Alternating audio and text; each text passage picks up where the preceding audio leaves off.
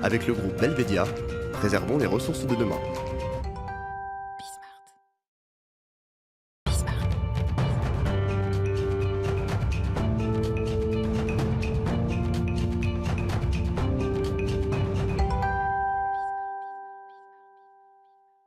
Fenêtre sur l'emploi. On vient de parler du marché caché, ou marché invisible du recrutement.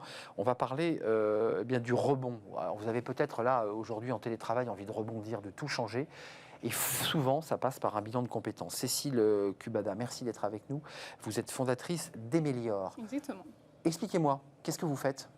Alors aujourd'hui, j'ai fondé donc un institut de coaching qui propose 3 services. Donc du coaching, de la formation et du bilan de compétences. Du bilan de compétences. Vous l'avez mis dans cet ordre-là volontairement, où on commence par, on fait un bilan de compétences, puis ensuite vous prenez les 2 items suivants.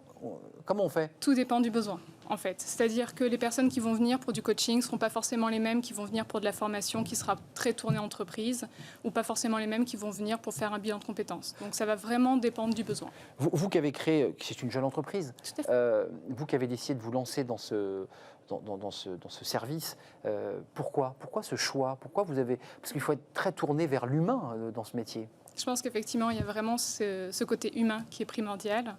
Et pourquoi je tiens particulièrement à mettre en place ce bilan de compétences, c'est parce que j'en ai eu besoin à un moment donné. Vous y êtes passé. J'y suis passée, exactement. Et ça vous a apporté ? Ça a changé ma vie, clairement. C'est-à-dire que j'étais dans une situation où j'avais un bon poste, un bon salaire, mais la question du sens, en fait, n'était pas présente. Quand je me suis posé la question à un moment donné, OK, est-ce que le travail que je fais a du sens pour moi ? La réponse était non.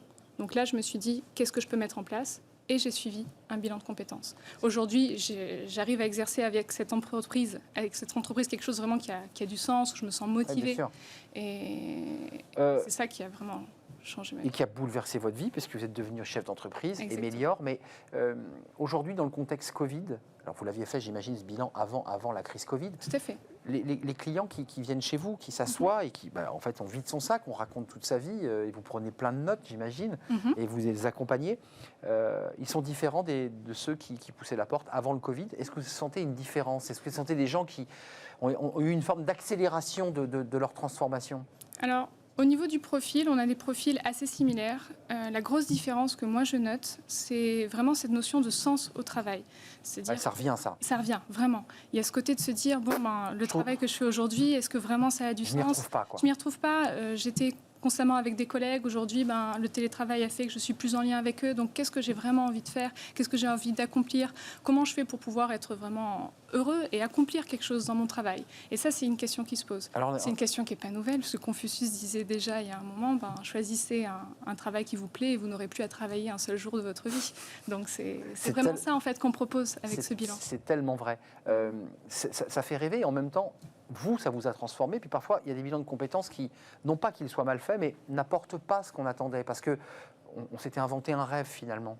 Comment on fait quand on est celle qui accompagne pour gentiment expliquer à la personne qu'elle voulait être avocate, mais elle avait fait des études de sciences et que ça n'allait pas être possible ?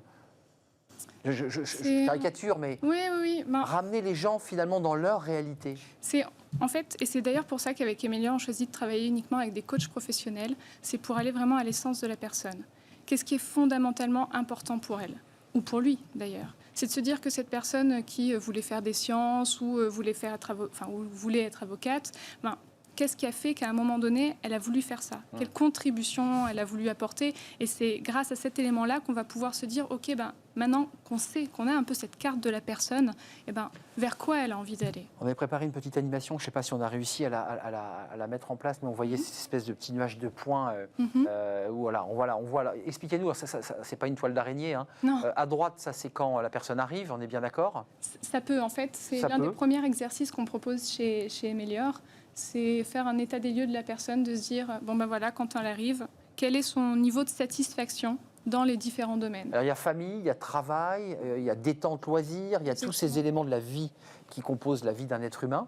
Et vous l'accompagnez de manière à ce que les points se déplacent en allant vers le plus haut possible. On est bien d'accord, on voit là, on a le dessin. Tout à fait, en fonction de où est-ce qu'elle a envie d'aller. Une personne qui, dans ce cas-là, par exemple, n'est pas très satisfaite au niveau de son travail, on voit clairement que En fait, son souhait, c'est de trouver un épanouissement là, clairement, dans le travail. Par contre, au niveau de vie privée, elle n'est pas forcément là, mais ça lui convient bien. Donc, en fait, ça va vraiment nous permettre... Il n'y a pas de schéma type, en fait. Chaque schéma s'adapte aux désirs ou aux envies de la personne. Exactement. Et ça, vous aboutissez à travers une série de questions. Comment ça marche là? Comment on arrive à faire bouger les points? Ça, c'est la personne qui, en fait, en début de bilan de compétences, nous dit où est-ce qu'elle en est. Donc, elle porte une note de 1 à 10 et où est-ce qu'elle a envie d'aller. Et en fait, cet élément nous permet vraiment d'adapter le bilan de compétences à la personne. C'est-à-dire que une personne qui, par exemple, aura des points très élevés en état désiré sur détente, repos, vacances, on ne travaillera pas de la même manière d'une personne qui a vraiment envie de développer que le travail. Bien sûr, bien sûr. La finalité, c'est aussi, j'imagine, de reprendre confiance, parce que parfois on fait un bilan de compétences parce qu'on n'est plus bien dans son job, et quand on n'est pas bien dans son job, on n'est plus en confiance. On n'est plus en confiance. C'est aussi ça, l'accompagnement avec des coachs professionnels, c'est aussi de retrouver la confiance et le dynamisme, parce que ça aide beaucoup. Bien sûr. Avec cette confiance, on a beaucoup plus de quoi s'appuyer pour arriver à rebondir. Retrouver ses bases. Retrouver ses bases, travailler les freins, qu'est-ce qui fait qu'on n'ose pas, etc. Donc tous ces éléments, on va vraiment les travailler pour justement permettre à la personne qu'elle puisse mettre en application finalement ce pourquoi elle est venue, son projet professionnel. Si on veut pousser la porte des meilleurs, ça me prend combien de temps un bilan de compétences? Un bilan de compétences, aujourd'hui, comme on l'a construit, dure 3 mois, avec 2 sessions par semaine. Une session de coaching et une session d'auto-coaching. Auto-coaching. Oui, c'est des exercices en fait qui sont à réaliser entre les sessions de coaching pour pouvoir vraiment aller plus en profondeur. Et au bout de 3 mois, on a donc son bilan, comme son nom l'indique, un bilan de compétences. Tout à fait. Avec, vous allez jusqu'à proposer des orientations. Comment ça se passe? Parce qu'il y a le bilan de compétences, puis ensuite on sort du cabinet et on se dit maintenant il faut y aller. Vous accompagnez, vous allez vous pousser un peu plus loin? On fait les premiers pas, c'est-à-dire qu'on va avoir 4 phases dans le bilan. La première phase, ça va vraiment être où est-ce que la personne a envie d'aller. La seconde phase, ça sera faire une carte de la personne, quels sont ses points forts, ses points faibles, mais aussi son environnement de prédilection. Est-ce qu'elle veut travailler seule ou en équipe, etc.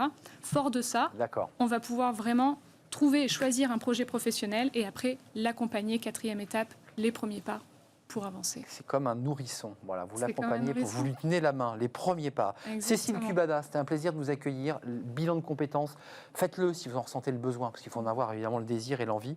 Fondatrice d'Emelior, qui, vous l'aurez compris, est un cabinet de coaching et de bilan de compétences, donc d'accompagnement de ceux qui ont envie, peut-être, qui sont gagnés par la tentation de Venise.